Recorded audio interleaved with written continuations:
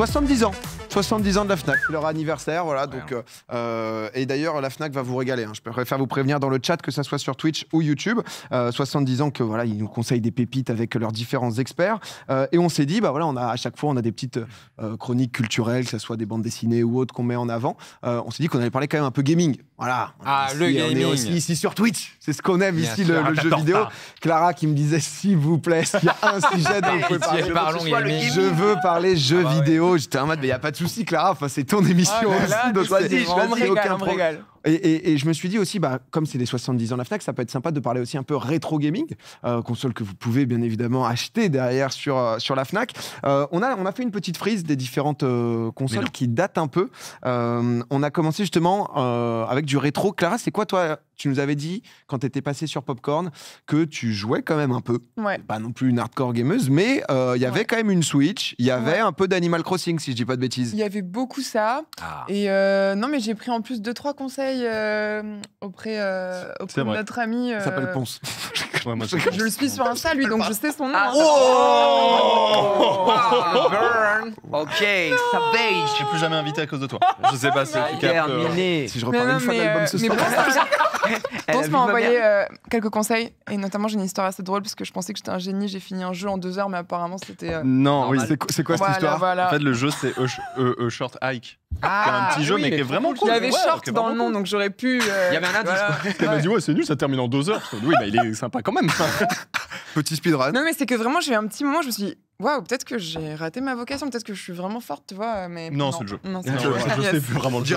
Mais j'ai adoré en tout cas, c'était vraiment hyper bien. C'est quoi peut-être toute première console MV, toi de ton côté, que t'as eu? Moi j'avais plein de potes qui avaient des consoles un petit peu plus obscures, mais bon, la première et que j'ai eue, c'est la Nintendo, c'est la NES, quoi. Quelle année la sortie de la NES? La NES, c'est 85 au Japon, 86 en France, si j'ai pas de bêtises, un truc du genre. Il est chaud. On a fait une frise. On a fait une frise. C'est lui qui a l'MV, la frise. On va voir, vas-y, envoyez en régie un peu. Est-ce que MV en place? J'espère qu'on s'est pas planté. On a 83 au Japon. Mais bien sûr, la sortie japonaise. Enfin, c'est quand même, c'est bien le minimum. NES en 83. On a un peu dans le temps. Alors, on n'a pas pu mettre toutes les consoles, bien évidemment. Dans le chat, je suis curieux aussi. C'est vrai que ça dit des Atari 2600, etc. GBA. Mega Drive en 88, Super Nintendo 90, Game Boy. Ça a été quoi, toi, Clara? La Game Boy.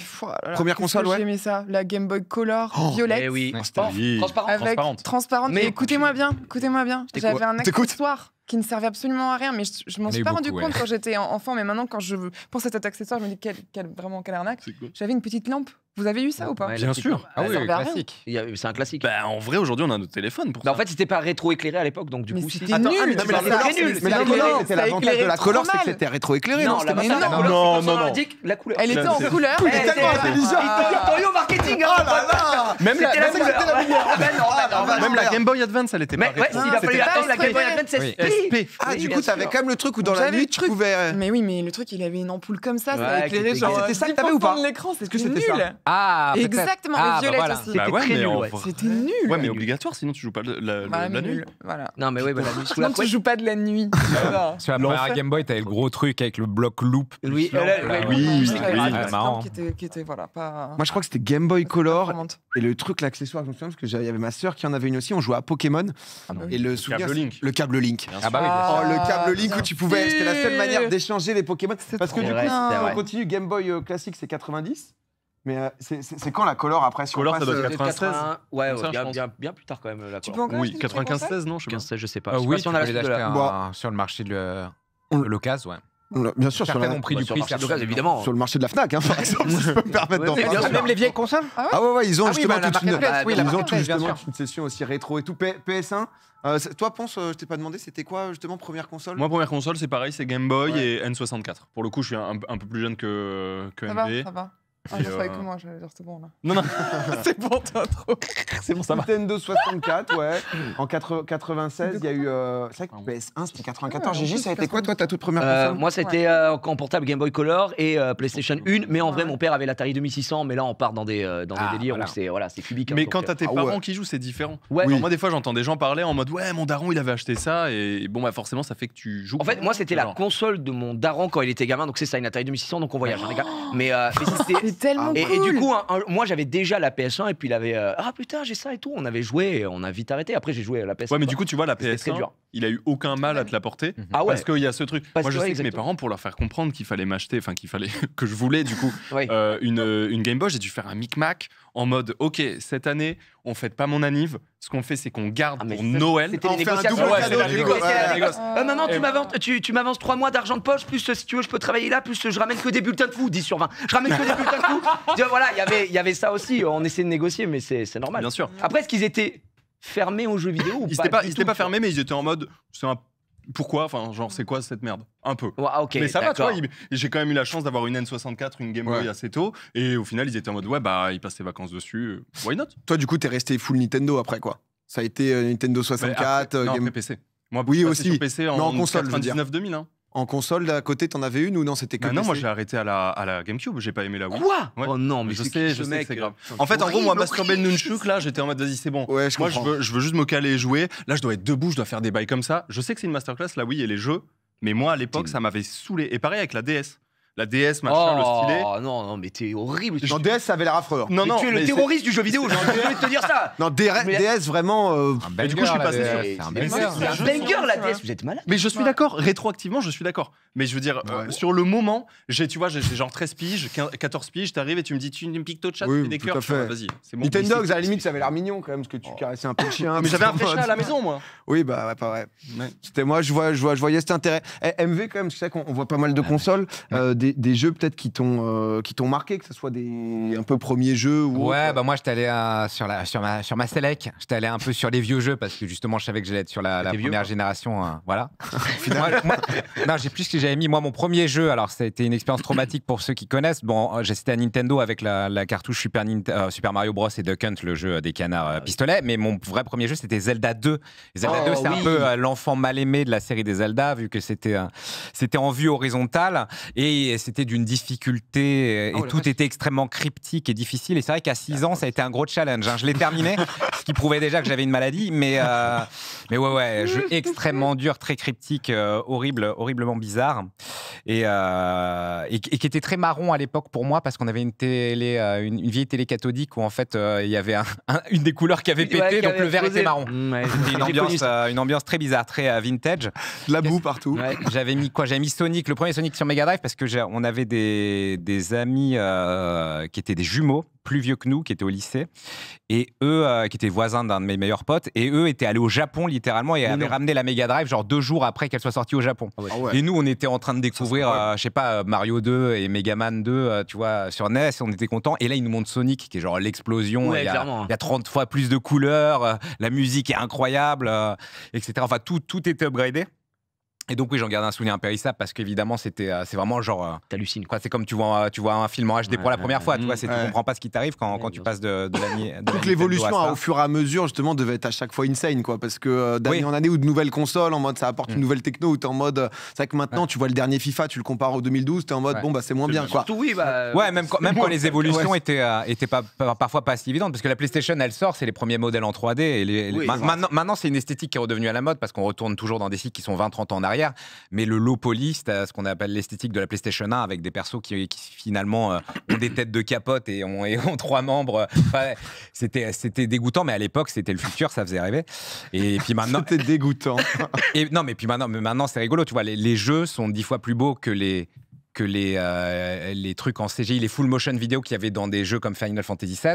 À l'époque, on se disait un jour les jeux seront aussi beaux que les séquences cinématiques. Et maintenant, les jeux, même les jeux qui tournent comme ça en temps réel, ça explose. Donc ça va beaucoup trop vite.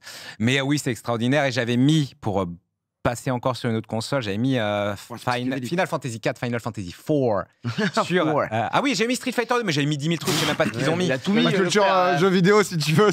J'avais mis Street Fighter 2 parce que Street Fighter 2, ça lance l'histoire du jeu de combat, ce que ça s'est devenu. Et en fait, on allait faire des tournois chez le pote riche. On avait tous un pote riche à l'époque. Et au collège, moi, j'avais le pote riche qui vraiment genre avait la Neo Geo avec les jeux qui à l'époque coûtaient un SMIC. C'est les grosses machines d'arcade où les cartouches, c'était des trucs qui pèsent 3 kilos, tu les mets comme ça. Mais ça te permettait de jouer à des jeux qui étaient normalement en salle d'arcade et réservés à l'élite. Mais Street Fighter 2, c'était tellement un jeu que tout le monde y jouait de toutes les classes sociales et compagnie, que finalement, même s'il avait des jeux qui coûtaient 1000 fois plus cher, on allait faire des tournois tous les week-ends chez lui sur Street Fighter 2 et c'est assez extraordinaire. Et finalement, ça m'a poursuivi, vu que maintenant, avec Aegis, on a un joueur sur Street Fighter, signé, un joueur pro, etc., avec mon équipe e-sport. Donc très très cool. Et j'avais mis enfin, putain, c'est long. Mais voilà, c'est pas long. Un peu d'historique. Et j'avais mis Final. On lui a demandé, tu vois, t'avais quoi comme jeu et j'avais mis Final Fantasy 4, Final Fantasy 4, le 2 aux États-Unis. Qui m'a et je l'avais découvert chez mon pote riche. T'as mis bien lui, hein. On l'aime bien. Qui m'a lancé dans les jeux d'aventure, jeux de rôle. Final Fantasy 4, en gros, c'est. Il y a Bibi. C'était déjà le système de RPG à la japonaise, jeu d'aventure, jeu de rôle, chacun a un archétype, il y a un mage, il y a un truc. Mais par contre, tu rentrais dans des vraies histoires un petit peu travaillées. Et en vrai, ce qui est marrant avec ce jeu-là, c'est que la lecture globale du scénario, en fait, ils ont juste repompé Star Wars. C'est vraiment Star Wars, Final Fantasy 4. Il y a un mec gentil, enfin il y a le père, enfin il y a le mec un peu cryptique, mais finalement il est gentil à la fin et il y a un lien de parenté. Enfin spoilers, mais c'est bon, le jeu il a 40 ans quoi. Mais enfin il a 30 ans. Et ouais, extraordinaire. C'était enfin à l'époque tu passais dans une ère où tu pouvais avoir un jeu qui durait 40-50 heures. Oui. Et en vrai, sorti normalement d'aventure. Les jeux Nintendo, ils duraient 50 heures parce que le jeu, il était tellement dur, il te faisait cracher du sang que normalement, de bout en bout, il fait 15 minutes, mais tu mettais 8 mois à le terminer, quoi. Et là, on partait vraiment vers des histoires, du développement de personnages et compagnie. Bon, bref, une époque formidable, bien sûr. Moi, j'adore, on sent la passion des contenus. Des musiques extraordinaires. Et j'ai présenté des concerts de ce compositeur, Nobuo Uematsu, bien sûr. La légende. Toujours les boucles. C'est avec les joueurs, les compositeurs, etc. C'est un peu ce qui m'a amené vers la musique aussi, c'est la musique de ces jeux d'aventure. Finalement, enfin, la musique de jeux vidéo, elle est passionnante parce qu'au fur et à mesure que la technologie évolue, ils arrivent à faire des trucs fous pour arriver finalement presque à l'étape la plus chiante où on peut juste faire des pistes qu'on retrouvait sur CD, alors qu'à l'époque c'était j'ai que 2 canaux qui sont des ondes carrées et je dois trouver comment fourrer une mélodie et de la basse dedans. Et du coup, c'est une époque qui est obligée d'être un génie créativement pour justement se démarquer alors que tu avais des limitations à droite de fou. Bref, on pourrait en faire une émission de 8 heures, bien sûr. Oui, j'adore. C'est très intéressant. En vrai, c'est trop intéressant. J'avoue que j'ai peu de connaissances là-dessus. On voit plus les 2 heures de sommeil. Là, il est dans sa zone. Dans le chat. J'avoue. J'ai vu quand même, il y a un petit... je vois toutes tes interviews, en fait. Mais sur Combini, tu disais un petit Life is Strange... aussi ouais, j'adore. C'est pas mal, ça, les jeux un peu à choix, comme ça, etc. J'adore, ça me rend dingue. T'as fait lequel, le 1 J'en ai fait 2. Il y en a plus il va y avoir même un 4e, là. Ah ouais, Bah moi, j'en ai fait 2. Il y a des histoires annexes, je crois, sinon. Ouais, je crois qu'ils sortent un peu des jeux. Ça vraiment bien. Trop bien fait. Life is Strange, jeu à choix, si vous connaissez pas, où en gros, à chaque fois, tu peux rembobiner pour revenir, pour... Ça, c'est le 1. Ah, ok. C'est pas le cas du 2. Voilà. Mais c'est aussi un jeu à choix, mais tu rembobines pas. Mais c'est français, la France. Elle retrouve son frère et tout. Il retrouve son frère, le 2. Wow, le spoil, mais ça va pas. C'est 2 frères. Moi, c'est une fille, c'est quoi une fille, c'est le premier, du coup. Non, le premier, c'est... si, c'est 2 copines. Oui, c'est 2 copines. Ouais, ça, c'est et le premier. Le deuxième, c'est une meuf qui va retrouver son frère dans une espèce de ville, je sais pas trop où. Un grand moment. C'est le 3, ça, je crois. Tu mets le doute, mais non, je crois vraiment que le 2, c'est... tu parles de True Color. Pour moi, True Color, c'est le 3, t'as fait le 3, t'as pas fait le 2. J'ai loupé le 2, en fait. Je crois bien, ouais. Je suis comme ça, moi, je pense. Moi, j'ai pas jamais fait le 3 pour le coup. T'as direct, quoi, t'avances, toi. Attends, le 2, c'est quoi, du coup? Tu m'as un peu spoilé. Déglingo. C'est une déglingo, je suis sûr que tu regardes les Marvel dans le désordre. Elle en a rien à foutre, Clara. Le 2, c'est horrible. C'est 2 enfants, 2 frères. Ouais. Et j'ai pas trop envie de spoil, mais en gros. Non, mais je vais regarder du coup. Non, c'est 2 frères. C'est 2 frères. 2 frères, 2 femmes, c'est l'histoire de PNL.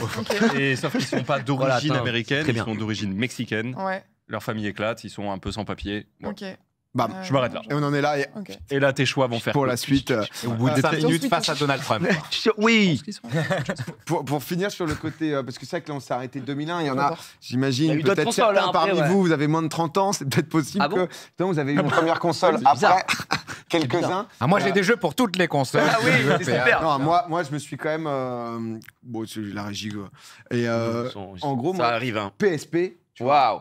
PSP, je me suis tabasse. Et là, on a mis en haut GTA Liberty City Stories. Ça, c'était quelque chose. La PSP, tu vois, c'était autre chose que la DS. Ah, mais la game. Alors les gars, excusez-moi. Hop. Moi, j'avais les deux, déjà. Alors, je peux parler.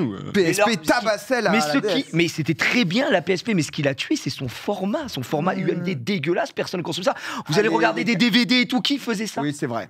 Personne, voilà. Et donc, énorme bide. Alors que la Vita existe après. Mais bon, vas-y. Oui, ça, c'était autre chose. La GameCube, on en parle de la Masterclass? Mais on peut parler de la Masterclass de la GameCube, effectivement. Même si eux aussi, leur format pue sa mère. C'était chiant, C'était très chiant. Les petits CD. Mais incroyable, la GameCube. GameCube, ça va être un truc qu'il fallait pas louper. Mais contrairement à ce qu'on pense, même si c'était relativement un flop en termes de vente. Voilà, exactement. C'est 30 millions, 34 millions, je crois. C'est 30 tout court, même. Il n'y a pas eu plus que ça. Ça a bidé. Il y a le meilleur jeu de tous les temps dessus, puisqu'il y a Melee, donc à partir de là. Moi, la Nintendo, je la trouve mignonne. Un petit côté, c'est un peu la Blackberry, tu vois. La DS, là?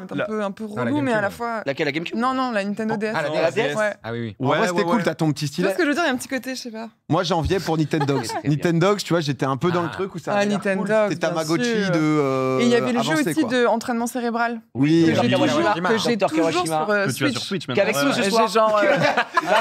C'est à la surprise. On l'a fait pour toi, on l'a fait pour toi. C'est comme toi. Et après, le mec, il me répète, je sais plus les noms. Oh, l'horrible. Horrible. Il ne parle que japonais, par contre. Mon rêve. Arigato gozaimashita. Aux dernières nouvelles, rien du j'avais tout. 125 ans, donc. Non, mais. Et Animal Crossing, évidemment. Ah non, il y a eu de très bons jeux sur. Ah ouais, c'est vrai que ça, c'est quand même pas rien. Mais après, il y a eu Masterclass de la Wii, surtout. Ça, non, par contre. La Wii qui avait l'air. Qui paraît que moi, j'étais team Xbox. Moi, j'ai fait PS1, PS2, Xbox.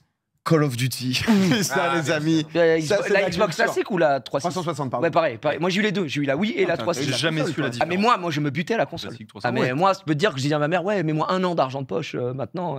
J'ai négocié. Enfin, vraiment. 10 ans. 10 ans, sur 20 ans. Moi, je suis là. Il est encore endetté, faut le savoir. Ah, mais ma mère, c'est la Société Générale. C'était des enfants sur 10 ans. Bon, très beau taux d'ailleurs, je vous conseille. Mais non, vraiment, je prenais la max. Mais là, dans tout ce que tu as, j'ai tout eu. Ah oui, d'accord. Ah, mais bien sûr. Tout acheté à la Fnac, évidemment. Tu te doutes que frérot, il a pas tourné à mort. Non, mais bien sûr. Et moi, grand. Et j'ai des excellents souvenirs sur toutes les consoles, mais si je devais en choisir une, là, de ce que tu me proposes là, je pense que ce serait la GameCube. Ah oui. Parce que la GameCube, là où Nintendo a été hyper intelligent, tu as parlé du câble Link tout à l'heure, mais il y a certains jeux, regarde comme ils étaient machiavéliques. Si tu avais des setups qui te coûtaient 600 balles pour jouer à 4. Je pense à Zelda Four Sword Adventure pour pouvoir jouer à 4. Il te fallait pas 4 manettes, il te fallait 4 Game Boy Advance avec le câble qui se connectait à la GameCube et chacun jouait parce que tu avais des moments qui jouent sur le truc. Donc du coup, il fallait. Alors moi, j'avais plusieurs potes. Tu vois, on était en groupe de 5. Il y en avait un qui avait. Moi, j'avais. J'étais fou, j'avais 2 Game Boy Advance. Mais on a besoin de l'histoire. Je l'avais chiné je suis à la Fnac de Montpellier. Bon bref, j'avais chiné là-bas et puis j'avais des potes qui avaient des câbles, d'autres qui avaient des trucs et tout. Et puis on arrivait à se retrouver et à game là-dessus. Mais j'ai des souvenirs de fou. Mêlée, double dash, jeu de fou. Double dash. Skate, ça avait l'air bien. Il n'y avait pas un jeu de skate Tony Hawk, non? C'était pas trop skate. Et pour moi, cette console. Paradoxalement, les 3 meilleurs jeux de cette console ont été faits par ce qui était un studio de Sega. C'est Super Monkey Ball 1 et 2 et F0GX qui pour moi reste l'ultime jeu de course encore. J'ai jamais revu Captain Falcon. Non, mais à Nintendo, ils aiment nous faire du mal. Oui, bien sûr. C'est la Refnick Crave, tu vois. C'est genre. J'avoue, la chaussure. Attends, il n'a pas. Putain, merde. Jusque là. Mais tu vois qu'on pourrait continuer cette discussion dans une Fnac. Effectivement. D'ailleurs, parce que justement, le but c'était aussi qu'il vous régale pour les 70 ans. Il y a tout simplement des codes de 70 balles en fait, des bons d'achat de 70 balles à gagner. Il y en a 10 au total. C'est joyeux anniversaire la Fnac que vous allez devoir mettre dans le chat. Et sur Twitch et sur YouTube, parce que je sais que sur YouTube, à chaque fois, on vous oublie, donc on va vous faire gagner aussi. Voilà, joyeux anniversaire la Fnac, ils fêtent leurs 70 ans. On voulait parler un peu rétro gaming, c'est vrai qu'avec cette petite line-up, ça faisait plaisir. Donc joyeux anniversaire la Fnac. On va tirer, peut-être on se tire 7 personnes sur Twitch et 3 personnes sur YouTube. C'est au prorata des viewers. Faut être meilleur sur YouTube. Juste pour monter un peu les stats. Non, vous êtes nombreux quand même, vous êtes 10 000 sur YouTube. Donc c'est. Toi, t'as pas eu la Wii. T'as pas l'air d'être un joueur de la Wii. Pas du tout. Nintendo, honnêtement, je suis pas fan de Nintendo. Non, mais t'as le droit. Pas fan de Nintendo. Me regarde pas comme ça, genre. Non, je te chie à la gueule. Qu'est-ce que j'ai fait? Non, mais ouais, ça m'a pas. Après, quand t'avais une console, normalement, tu pouvais être pas mal, tu vois. Mais après, il y a une console un peu à part des consoles. Je suis d'accord. Tu vois, quand t'as eu la 3.6 et la PS3, tout le monde est un peu parti sur la 3.6 parce que malheureusement, la PS3, il fallait 1 an de salaire pour pouvoir la payer. C'est 600 €. La sortie de la PS3, faut quand même se rappeler. C'est vrai que ça coûtait une blinde. 500 balles, t'avais. C'était pas 800 la Play 5 à la sortie? La Play 5? Il n'y a pas eu une dinguerie. Ah non, c'était 500. 500, ouais. 500. La PS5 était moins cher. Tu m'auras pas tout ce qui est prix, mon pote. Mais je voulais pas du tout t'embrouiller. PS5 Pro, là, oui, qui est à 800 et tout, c'est n'importe quoi. Mais effectivement, la PS3, quand c'est sorti, c'était compliqué.